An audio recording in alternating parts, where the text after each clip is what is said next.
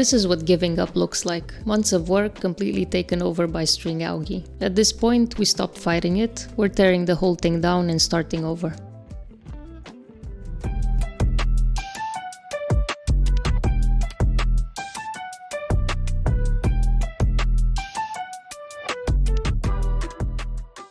This algae almost looks like a bad hairdo. Not sure how many of you watched the cartoon Johnny Bravo, but that's what this algae looks like right now. And this string algae in our Dutch aquarium went from bad to worse, so at this point we gave up and we'll be breaking it down and setting up an Iwagumi tank for our shrimp. To make sure this algae doesn't follow us into the new aquascape, our first step is to remove the equipment for a thorough clean.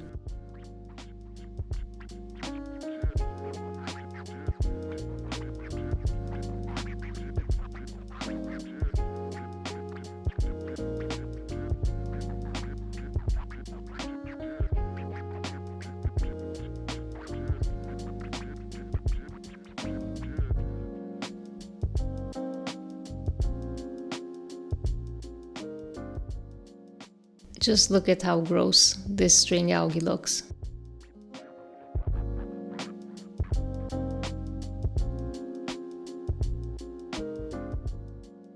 Pulled a little bit of it out, just to check the consistency, and if you've ever seen boiled spinach, that is exactly what this feels and looks like.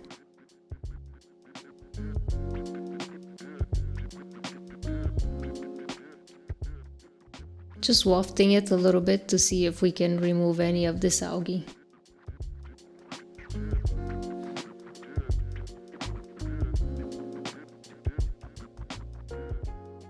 At this point, we'll need to take the plants out. And to be honest, with this much algae, we're not sure how many of these are actually salvageable or worth the effort of cleaning. For now, the priority is just to remove everything.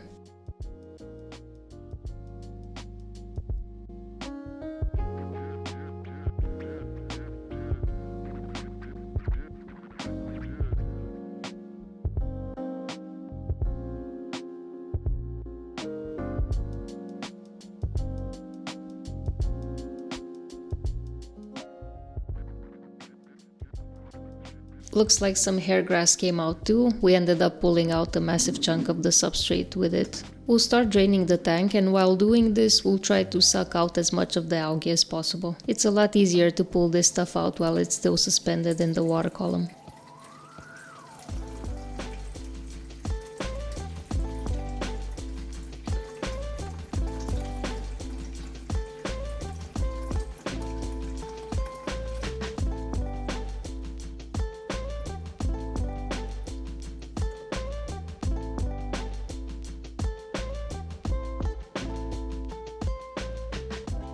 We've decided to pull the hair grass out entirely, which is a tough call but necessary. If you watched our last video, you remember we explained we originally planted this foreground with a mix of Monte Carlo and hair grass. The problem was the hair grass grew way faster than we anticipated and it essentially suffocated the Monte Carlo. And then the die-off is what kicked off this algae outbreak in the first place.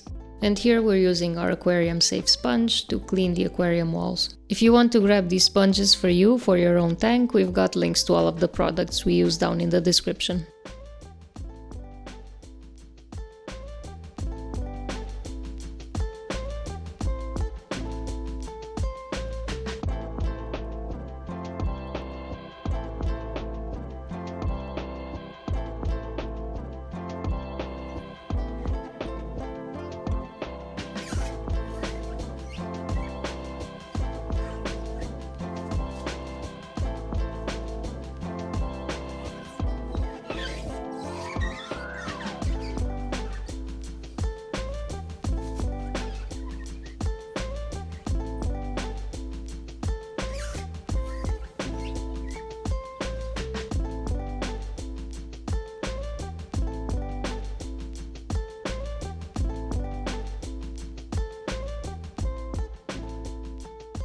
We use a toothbrush to tackle the corners. This is where algae loves to hide and settle. It's the tightest spot in the tank, so a toothbrush is really the only way to get deep into that intersection between the glass walls. We're adding a little bit of water back in because we want to stir up the substrate. Instead of dumping all of this oil, we decided to reuse it for the new Iwagumi layout, but we can't just leave it as it is because it's loaded with debris from the previous setup. By stirring up the substrate, we're forcing all the trapped detritus and old organic matter to float up into the water column. And once it's suspended, we can drain it right out. We're also pushing the soil more to the back to make it easier to drain the tank.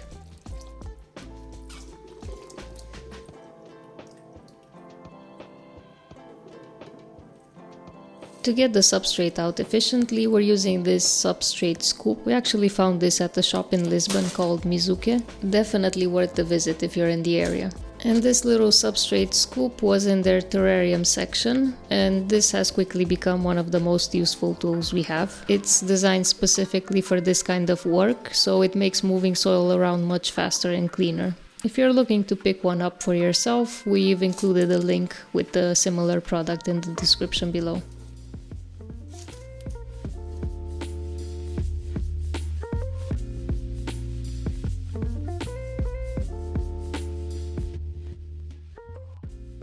And there we go, all clean. Now we want to add the background film on the back of the aquarium for a clean look and a sense of depth. Give the back of the glass a light mist of water. This allows you to slide the film into place and remove any air bubbles without it instantly sticking.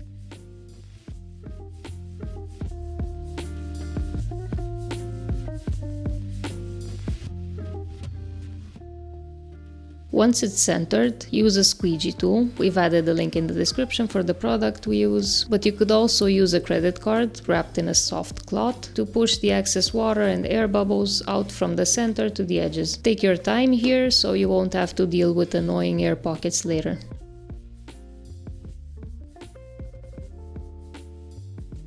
Last but not least, we want to fit the background film properly, and the easiest tool to use for the excess film is a box cutter.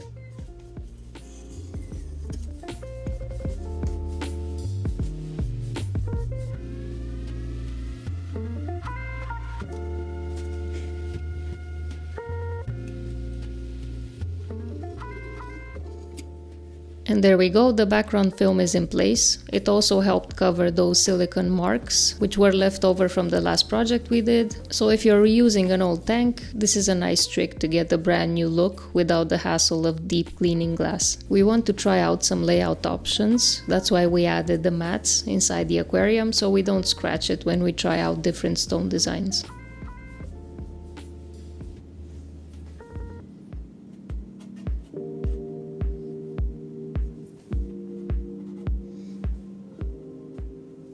Okay, so that was just the first try. We're still going to try a few different layouts before we settle on anything, but first let's add the substrate back in. We're also going to grab a substrate spatula to level out the soil. We'll keep adding more soil with the scoop and then using the spatula to smooth it until we're happy with the height.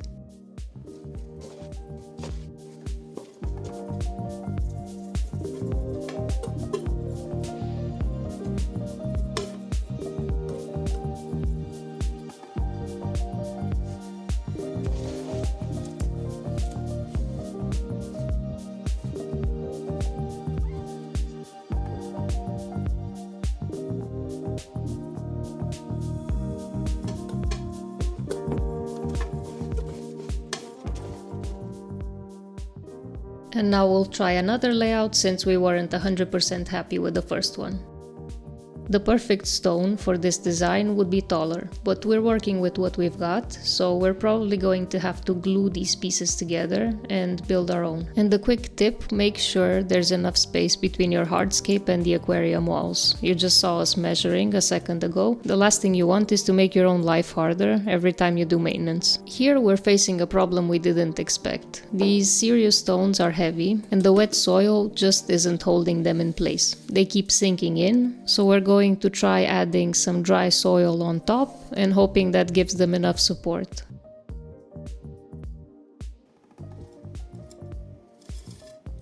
We're also going to try to push it down a little bit. The more compact the substrate, the better chances the hardscape has of staying put.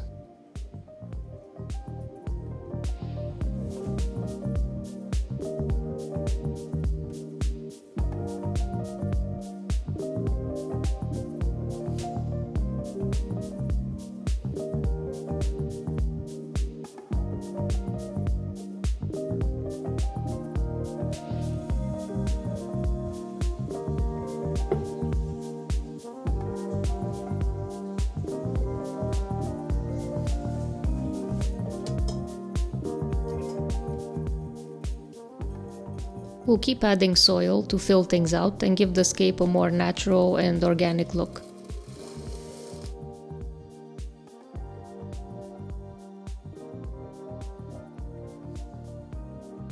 So this is our main stones in place. We've put together our taller stone design. Now it's time to glue it. For this we'll be using a lint-like compound, tweezers, and aquarium safe cyanoacrylate glue. As always, all the products we used are linked in the description.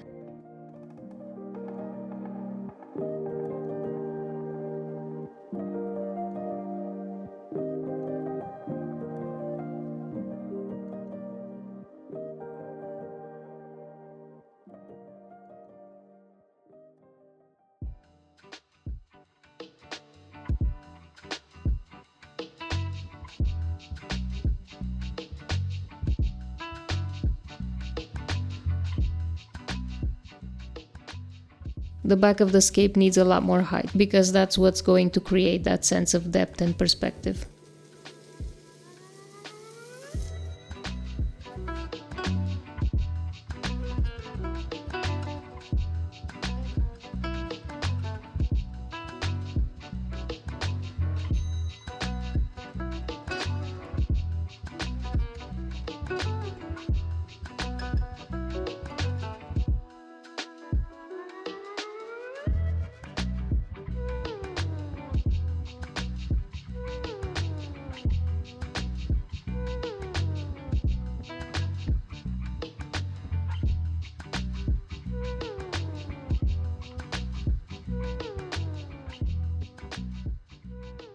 We're going to use a bigger chunk of that lint compound, and then we'll glue some more of the stones.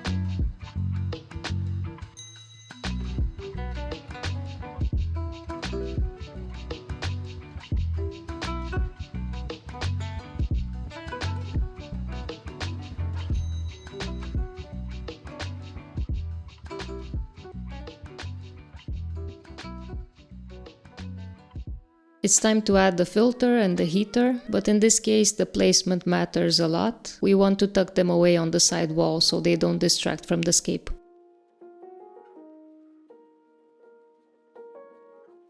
Before we start planting, we're going to water everything down. Trying to plant in dry substrate is a struggle. A little moisture makes the whole process so much easier.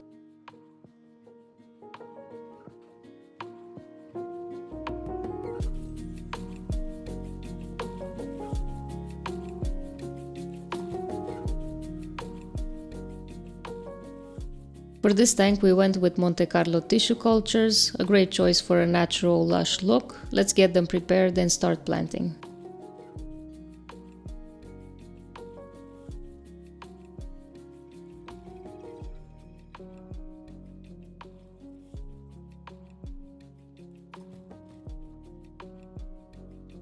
Now Tropica's newer tissue cultures have actually moved away from using gel, but these still have it. So before we plant, we'll give them a good rinse in lukewarm water, which makes the gel come off nice and easy.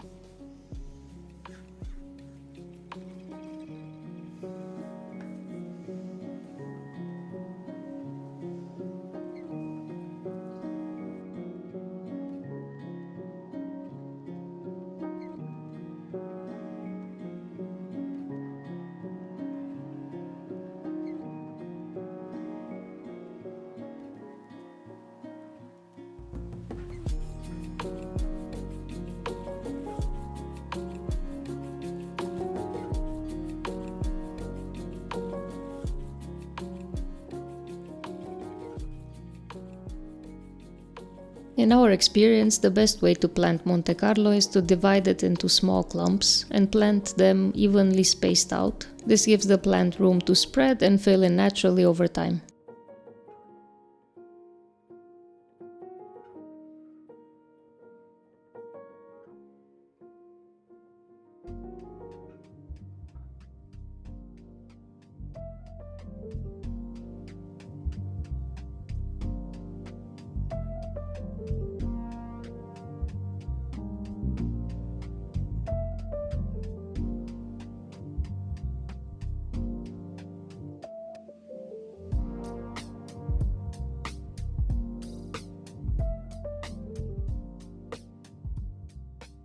Let's get the CO2 diffuser in place. We'll be running CO2 in this tank until the Monte Carlo fully carpets the substrate.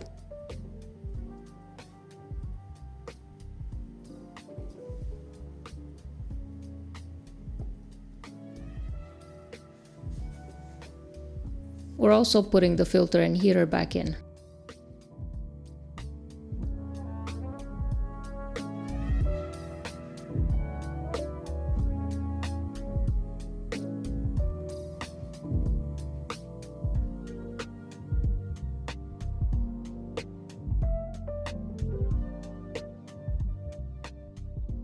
And now it's time to fill the tank back up.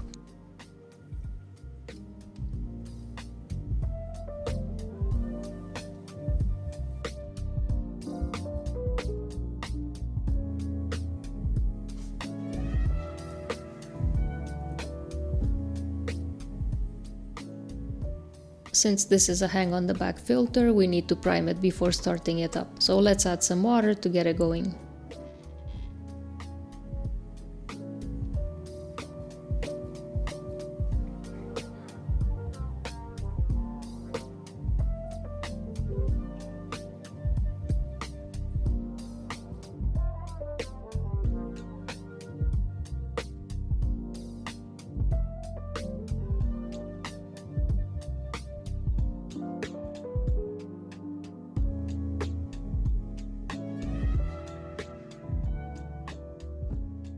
It's a little bit loud right now, but that's just the air working its way out. Give it a moment and it'll settle down and start running perfectly.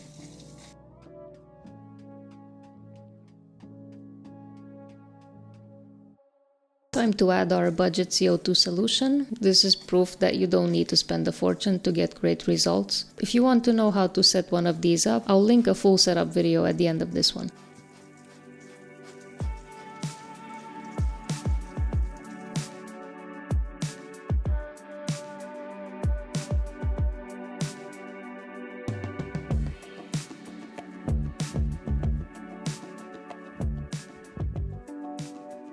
Just 15 days in, and just look at that plant growth. Honestly, it's hard to believe how fast this tank has come along. Unfortunately though, string algae is already making an appearance. We're going to stay on top of it this time and do a maintenance session before it gets out of hand, because we all remember how the story ended with the Dutch aquarium. So let's grab a toothbrush and clean these stones up a little bit.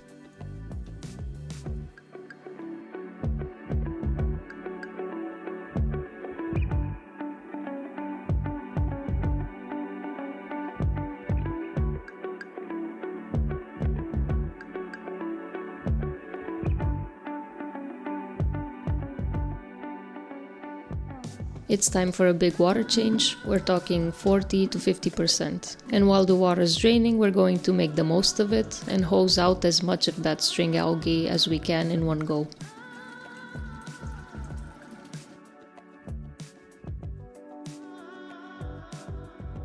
Since this is a small tank, refilling it with a jug is the most practical option. It won't take long at all.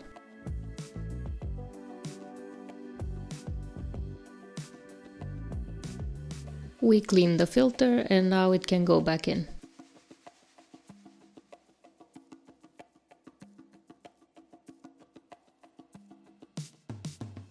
We need to prime the filter again before we can turn it back on.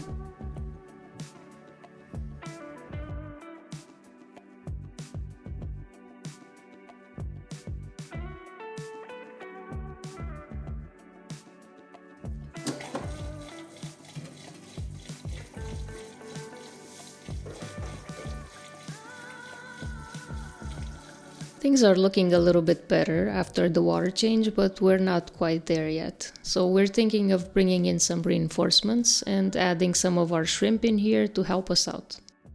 We decided to bring in some of our ram's horn snails as well to see if they like this tank.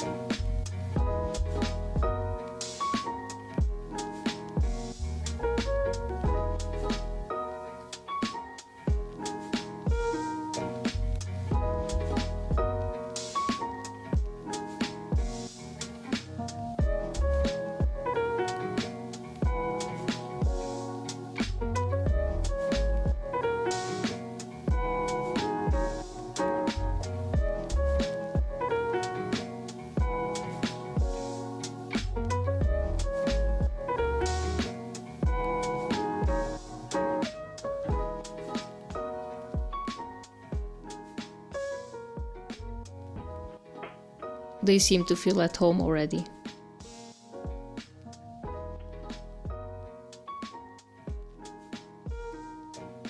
Time to add the shrimp. But this is where things get a little bit tricky. The gap between the shelves of this furniture we have the tank on is pretty tight, which means we can't tilt the container the way we'd like to. This is not ideal, but we'll need to figure it out. One more batch of shrimpies go in.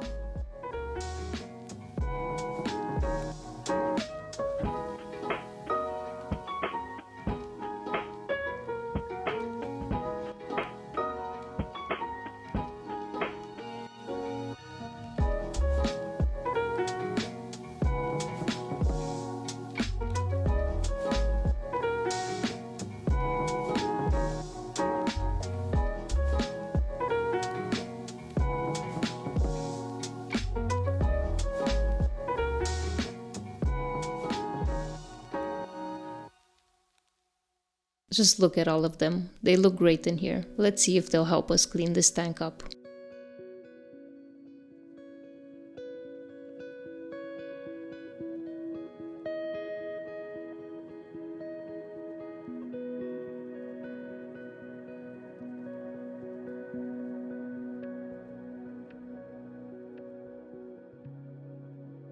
And we actually decided to add one last batch of shrimp in.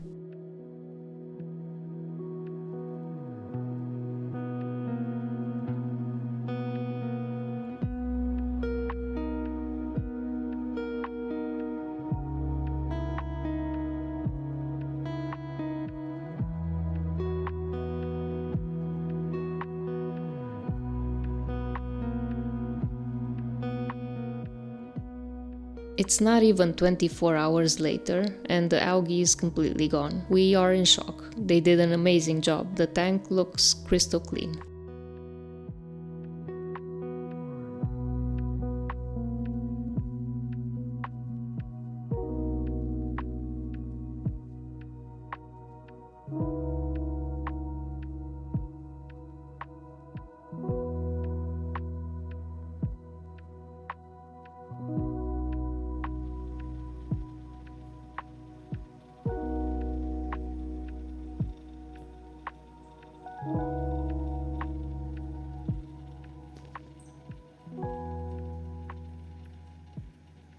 If you made it this far, thank you for watching, it really means a lot. If you want to follow along as this tank grows in, hit subscribe so you don't miss what comes next.